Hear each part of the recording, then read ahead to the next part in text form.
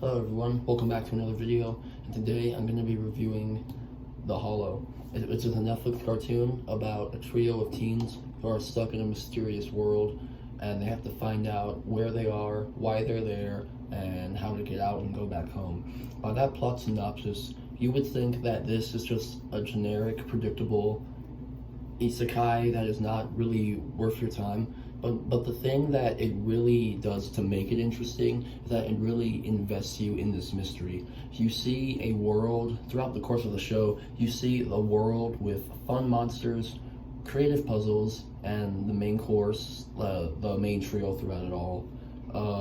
The main trio or like the characters in general is the strongest part of the show, and not really drives the show, but is the main reason that makes the show kind of interesting.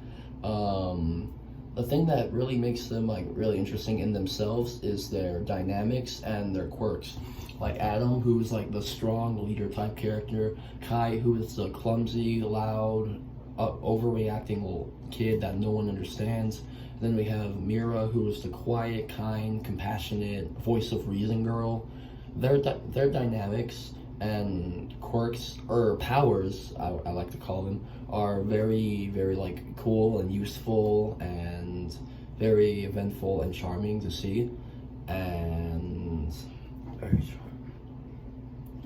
and it really impacts their development to find out what the mystery is.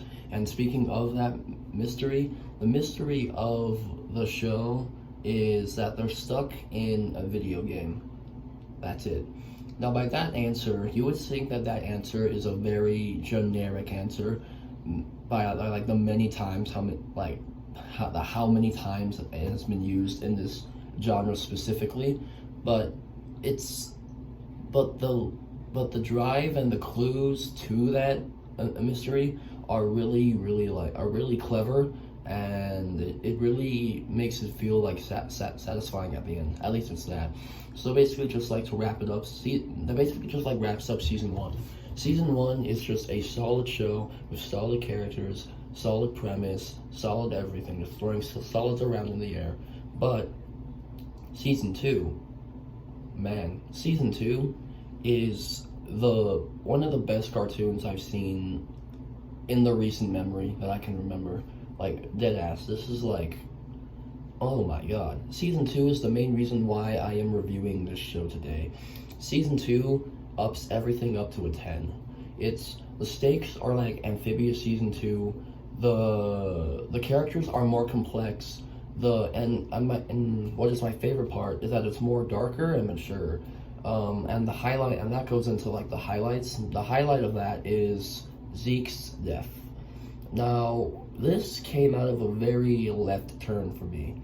And as for everyone, like, it really came out of a left turn. The way he does die is horrifying and brutal, and the aftermath of what, like, happened, and then, like, making his grave, and letting the feelings just sit with you that he is not coming back, is very, very horrifying.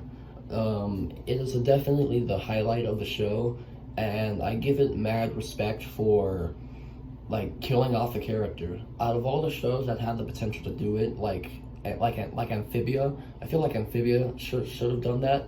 This show done it, but that is not the only highlight of the show. As I said, the characters were more complex, and especially with the relationship of Adam, Mira, and Reeve. Basically, in season 2, we found out that Adam and Mira kicked Reeve off the team and replaced him with Kai, because he was too overcompetitive, rough, and just aggressive. And that doesn't actually cause the whole conflict, but they get into the most conflict, like all the characters, they get into the most conflict because of this relationship. And it's nice, the payoff for them to get along is pretty nice. It's pretty just nice to see. But that is just like the tip of the iceberg for complex characters. Now we're gonna go on to Vanessa and Kai's love story of like the whole entire show. Vanessa is in my top 3 characters for the entire show. The only thing I don't like about her is her design. That's it. Like, it's just like her eyes, I don't really like in the show's art style. I just don't really like. But her character, I thought Kai was going to like dump her by the end of season one, you know, because Vanessa almost killed him and abandoned him and I think used him.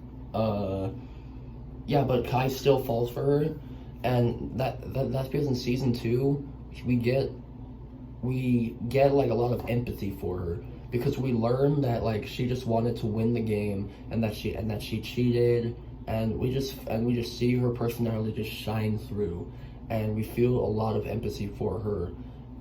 And that kind of leads into the complex premise of season two, because when I saw that they made a season two of The Hollow, I'm just like, how can they move on the story from there? But it was a really pleasant surprise, because the main reason why season two happens is because Vanessa cheated, as I said, which was kind of obvious, to be honest with you, at the end of season one. That they're stuck in another match of The Hollow, and they have to go up against another team.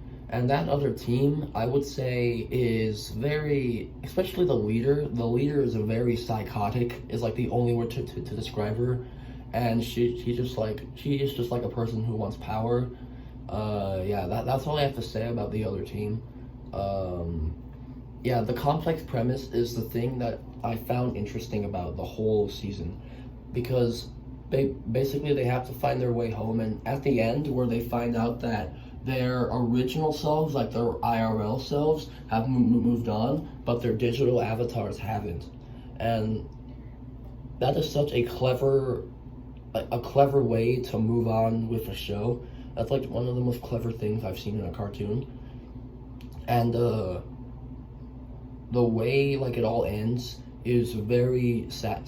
It builds up to this climax of like them versus the other team, and it ends really satisfying, sweet. It just ends very great. And also, the show got canceled by Netflix, obviously. So, yeah. But I don't really see how they can make a third season, because this ending really leaves off satisfying. It's like the Midnight Gospel, what I said in my Midnight Gospel video, where I said that the show is canceled, and there was going to be more, but it ends in such a satisfying way. It's such a weird thing. Besides one thing, the giant snail, but we don't talk about that. So, yeah, that's The Hollow. It's a cool show with solid characters in season one. It's just a solid show, with season two being one of the best cartoons in recent memory. Yeah, so I'm going to give season one an 8, and I'm going to give season two probably a 9. Okay, that's it. See you guys.